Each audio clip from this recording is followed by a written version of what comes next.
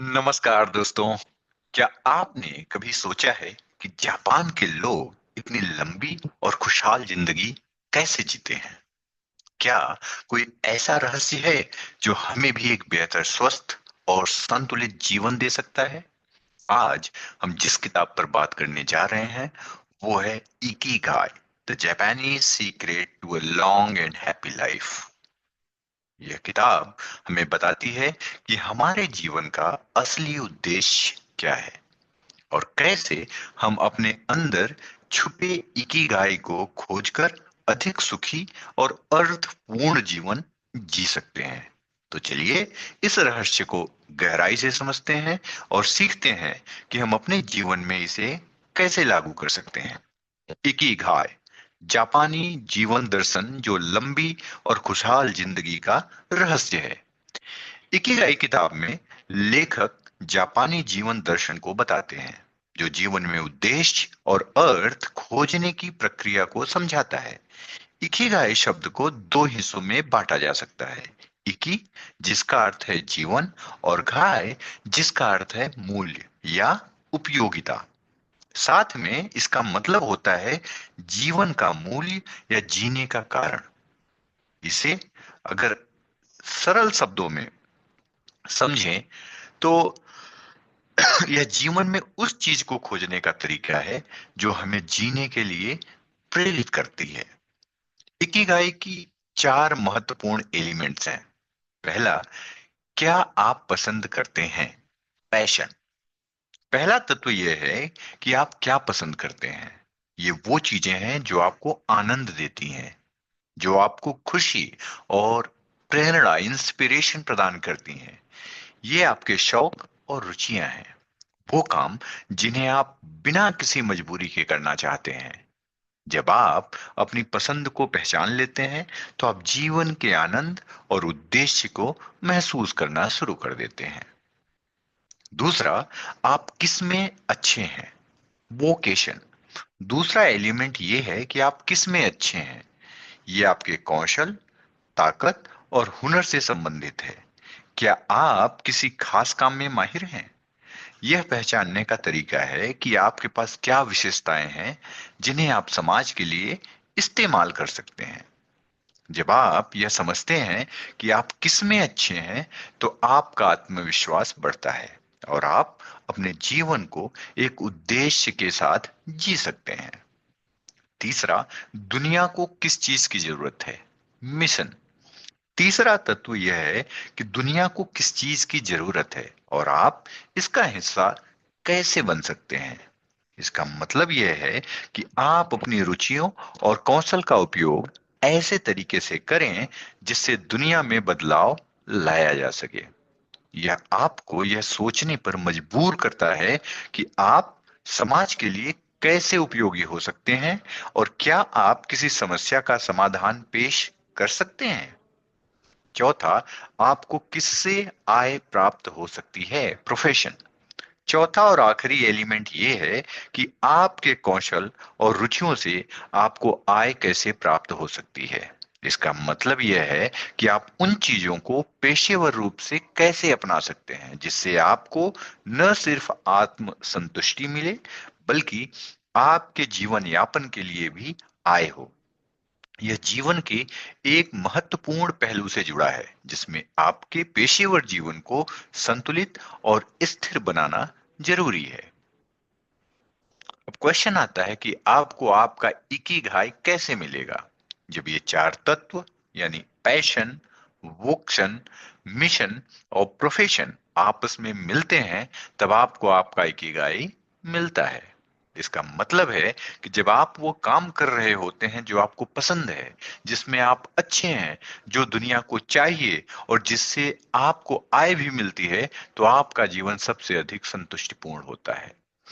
Ikigai का यह दर्शन केवल पेशेवर जीवन से नहीं जुड़ा है, बल्कि यह जीवन के हर पहलू में उद्देश्य और संतुलन बनाने का तरीका है। जब आप इसे अपनी जिंदगी में अपनाते हैं, तो न सिर्फ आप खुश रहते हैं, बल्कि जीवन में एक गहरा अर्थ और उद्देश्य भी पाते हैं। जापानी दीर्घायु का रहस्य, ओकिनावा द्वीप की जीवन शैली। इकिगाई किताब में लेखकों ने जापान के ओकिनावा द्वीप का दौरा किया, जहां दुनिया के सबसे अधिक दीर्घायु लंबे जीवन जीने वाले व्यक्ति रहते हैं। ओकिनावा के लोग अपनी लंबी उम्र और स्वस्थ जीवन के लिए प्रसिद्ध हैं, और लेखकों ने वहां की जीवन शैली, खान पान, मानसिकता और सामाजिक रिश्तों के बारे में कुछ महत्वपूर्ण बातें सीखी। यहाँ कुछ खास बातें हम आर्टिकुलेट करते हैं जो ओकिनावा के बुजुर्गों की जीवन शैली से जुड़ी हैं। जैसे पहला, कभी रिटायर ना हो। ओकिनावा के बुजुर्ग जीवन भर सक्रिय रहते हैं। वे उम्र के साथ साथ अपना काम कम नहीं करते, बल्कि अपनी क्षमता के अनुसार काम करते रहते हैं। रिटायरमेंट का कोई खास मतलब उनके लिए नहीं होता। वे मानते हैं कि जब तक आप काम करते हैं, तब तक आपका जीवन उद्देश्यपूर्ण और सक्रिय रहता है। दूसरा, हर दिन हल्की शारीरिक गतिविधि करें। ओकिनावा के लोग रोजाना हल्की शारीरिक गतिविधियों को अपनी दिनचर्या में शामिल करते हैं। वे नियमित रूप से टहलते हैं, बागवानी करते हैं और घर के छोटे मोटे काम खुद ही करते हैं। ये शारीरिक गतिविधियां न केवल शरीर को ताजगी देती हैं, बल्कि मानसिक स्वास्थ्य के लिए भी फायदेमंद है। तीसरा, संतुलित आहार लें। ओकिनावा के लोग संतुलित और पोषण से भरपूर आहार खाते हैं। उनका डाइट में हरी सब्जियां, मछली, सोया उत्पाद और हल्का भोजन शामिल होता है।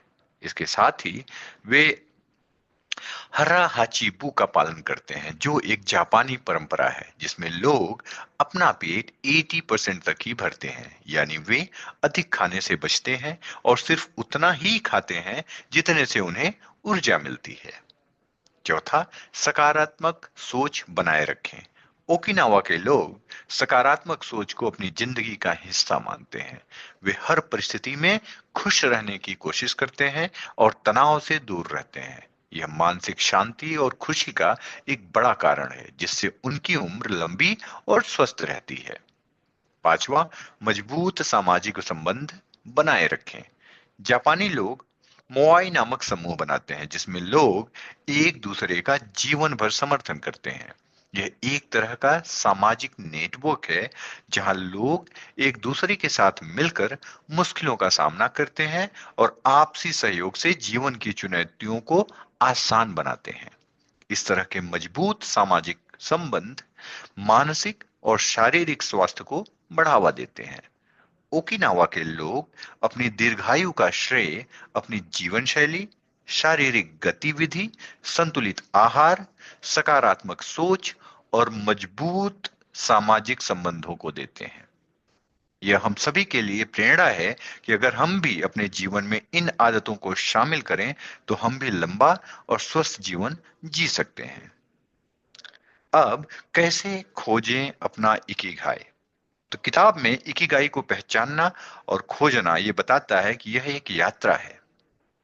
यानी कि इकिगाई को पहचानना और खोजना एक यात्रा है जो आपको खुद को समझने और अपने जीवन को उद्देश्यपूर्ण बनाने की दिशा में मार्गदर्शन करता है। अगर आप भी अपना इकिगाई खोजने की कोशिश कर रहे हैं, तो निम्नलिखित नीचे जो लिखे हुए हैं 5 उपाय आपकी मदद कर सकते हैं। पहला, खुद से सही सवाल पूछें। खुद से सही सवाल पूछें। पहला कदम है खुद से गहरे सवाल पूछना। आपको यह समझना होगा कि आप जीवन में क्या करना पसंद करते हैं और आप किस चीज में अच्छे हैं। आपसे यह सवाल पूछ सकते हैं, जैसे मुझे क्या काम करने में खुशी मिलती है, मैं किस चीज में माहिर हूं, और क्या चीज मुझे सुबह उठने के लिए प्रेरित करती है। इन सवालों के उत्तर से आपको यह समझने में मदद मिलेगी कि आपके जीवन का उद्देश्य क्या हो सकता है और आप किस दिशा में अपना समय और ऊर्जा लगाना चाहते हैं। दूसरा, नियमित अभ्यास करें।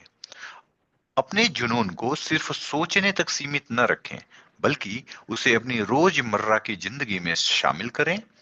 आप चाहे अपनी पसंदीदा कला, शारीरिक गतिविधि या कोई और शौक अपनाएं, यह जरूरी है कि आप उसे नियमित रूप से अपने जीवन में स्थान दें।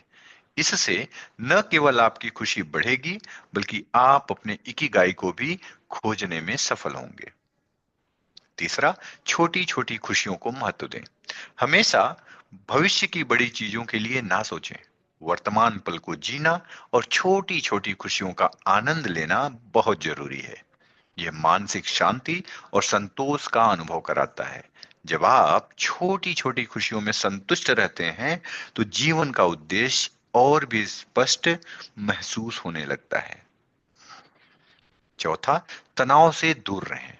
तनाव से बचने के लिए दिनचर्या में ध्यान, योग या हल्की कसरत शामिल करना एक अच्छा उपाय है। ये न केवल आपके शरीर को स्वस्थ बनाए रखने में मदद करते हैं, बल्कि मानसिक स्थिति को भी संतुलित रखते हैं। जब आप शांत और तनाव मुक्त होते हैं, तो अपने जीवन के उद्देश्य को पहचानने में आसानी होती है। सामाजिक संबंध, जो पांचवा है कि सामाजिक संबंध बनाए रखें। आपका इकिगाई केवल आप तक सीमित नहीं है, बल्कि यह आपके रिश्तों और सामाजिक संबंधों से भी जुड़ा है। अपनों के साथ समय बिताएं, अपने दोस्तों और परिवार से जुड़ें और दूसरों की मदद करें। सामाजिक समर्थन और सामूहिक उद्देश्य से जुड़ने से जीवन में अधिक संतुलन और संतोष आता है। तो दोस्तों, क्या आपने अपना इकिगाई खोज लिया है? यदि नहीं, तो अब समय आ गया है कि आप खुद से सही सवाल पूछें और अपने जीवन के उद्देश्य को पहचानें। छोटी छोटी खुशियों का आनंद लें, अपने जुनून को अपनाएं और संतुलित जीवन जीने की कला सीखें। यदि आपको यह एपिसोड पसंद आया हो तो इसे अपने दोस्तों और परिवार के साथ जरूर शेयर करें। मिलते हैं अगले एपिसोड में। तब तक के लिए खुश रहें, स्वस्थ रहें और अपने इकिगाई की खोज जारी रखें। धन्यवाद।